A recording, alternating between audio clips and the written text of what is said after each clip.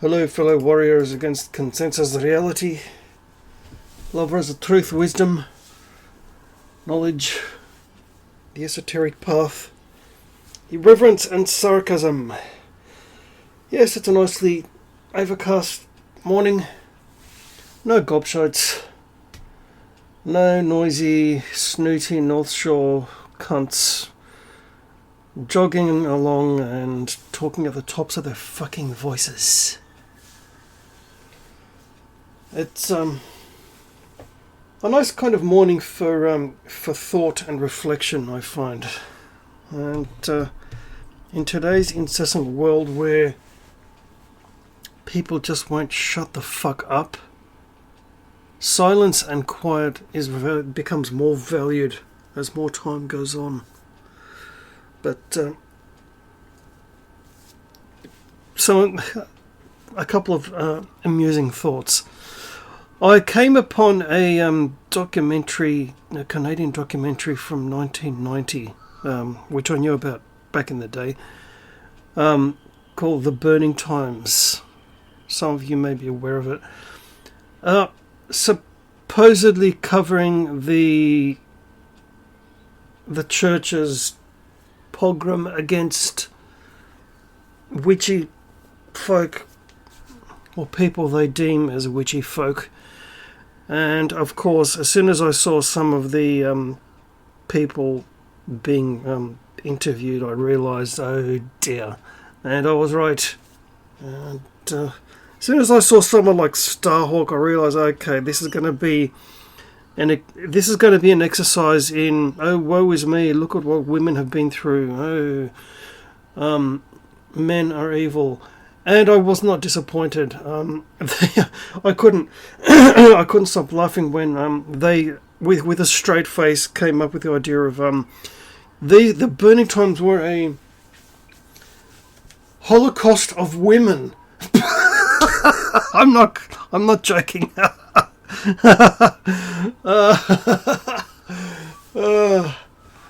And it was just for the entire 55 minutes, women, non-fucking stop. And of course, later that evening, that got me started on thinking of my own pagan journey, where I was at one point more hardcore Bible fucker than you can ever possibly imagine. So when I take the piss out of these people, been there, done that, thanks. The same reason why I forced myself to read all 4 of those silly Stephanie Meyer sparkly vampire books. So when I took the piss out of it, I knew what I was talking about. So also the reason why I went up to a couple of Mormons one day and asked for a copy of the Book of Mormon for my own personal comparative religion study. And it's sitting on the shelf right next to the Bhagavad Gita, the Satanic Bible, and the Quran. I call it the idiot corner.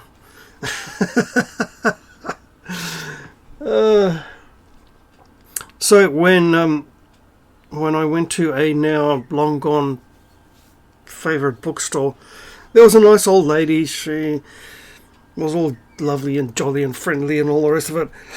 And there was one wee bit of a problem. She was a bit of a Bible fucker. And I was talking to a then acquaintance. He really didn't make it to the ranks of friend. I can count on one hand the people I consider friend. And she said, she kind of butted in there and talking about religion because she was really quite religious herself. And she looked at me and she said, words to the effect of, don't knock it till you've tried it.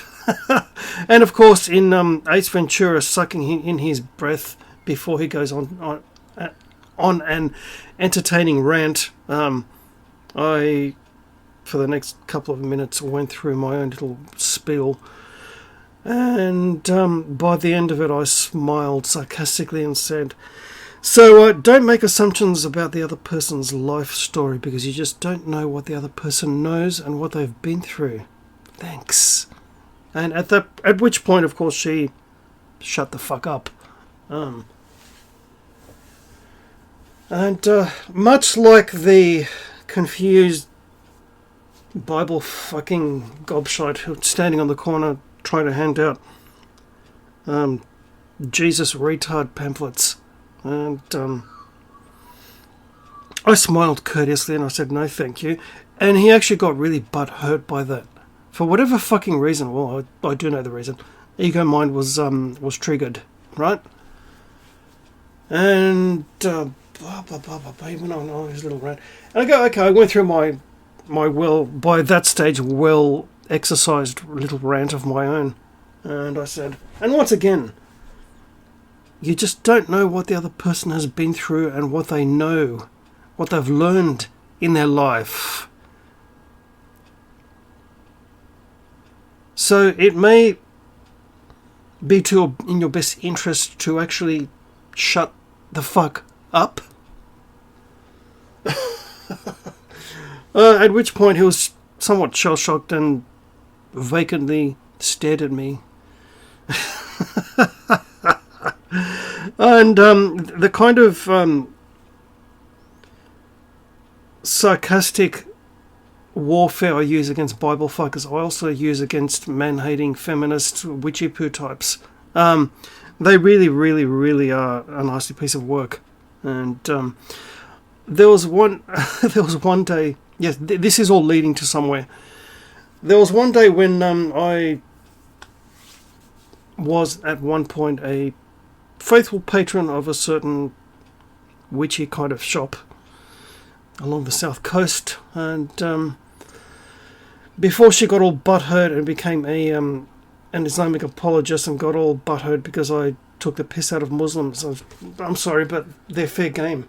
Me being pagan and heathen and knowing full well what their book says should be done to people like myself, yeah, they're fair game. Okay? And regardless of how much money I spent over the years, she decided to be a total cunt. A typical middle-aged, bitter, twisted British expat woman. Some of you guys know exactly how painful those can be. Especially some of you guys who actually live over there. You have my sympathies, you really do. Dealing with these cunts every single day, I can only imagine how difficult it is. But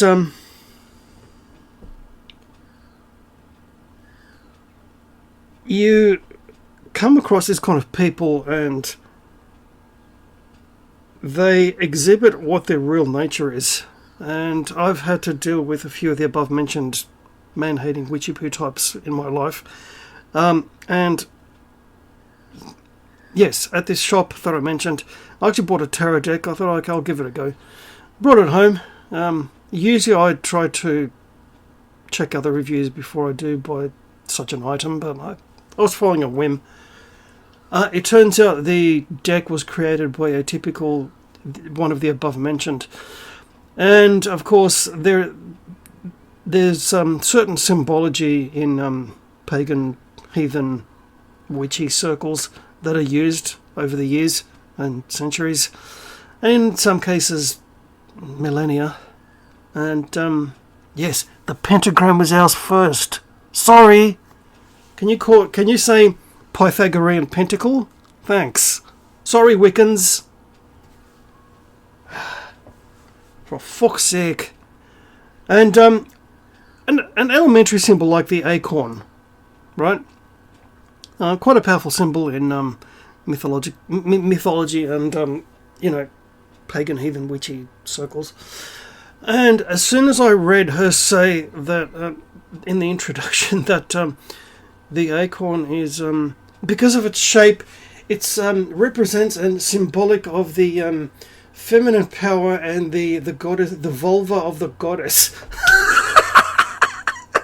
I couldn't stop laughing. I'm sorry, but the acorn, which grows into the oak tree, which of course is a strong symbol of certain gods, not goddesses, and I suppose Odin and Zeus being a couple of them, among many others. The acorn is a seed. Now, the seed logically would represent the seed of the god, i.e. semen, right? But the point is, this is how some of these people twist everything around. It's amazing. It's absolutely amazing. And by doing so, they create an illusion for themselves. And, of course, they put more energy into the illusion and giving it more power, giving their delusion more power, which is truly the sad, pathetic thing. And, I mean, I even had an ex, almost kind of female, quote-unquote, friend at the time. She was one of the above-mentioned witchy poo types. And we were actually collaborating in writing at some point along the way. And she tried to use her witchy juju to fuck up my writing. Yeah, this is how twisted and demented these people are. And people totally lost in illusion in general. And of course, I like to take the piss out of the Abrahamic gobshite types for being so totally lost in their little limiting illusions. And in this day and age, much like people who are mindless consumers of mainstream media, news, information, whatever. I've mentioned a couple of them along my cafe journeys in recent times. And there's no reasoning with them. You can't talk to them like you can a reasonable person, because they are not. I mean, geez, Abrahamic gobshites only talk to you because they think they're going to convert you to the way of bring you to Jesus, right? They don't talk to you for the sake of talking to a fellow human being. No, there's an ulterior motive. And that's the way people lost in illusion are. Now, the thing is, a person who goes out of their way to rectify their own ignorance when it comes to knowledge, the history of religion, whatever it may be, knowledge really is power. And it leads to the most important power of all, freeing yourself of your own illusion. And once you realize, for example, taking the example of religions, there are many different kinds of people believing many different kinds of things at the same time. And that's actually to be expected. Because a person uses a different person uses a different coloured lens to focus and access the light, which of course, passing through the lens, it then gains a certain kind of a certain colour, which resonates with where they are, and that's to be celebrated and accepted and move on. There is no, oh, this is the absolute truth and you need to follow my truth, otherwise I'll kill you. Yeah, no, that doesn't work, I'm afraid. And only now we're recovering from, well, almost 1800 years of Abrahamic gobshite cancer, basically. And with the building in Iceland of the first heathen temple for the first time in over 1,000 years, there is hope.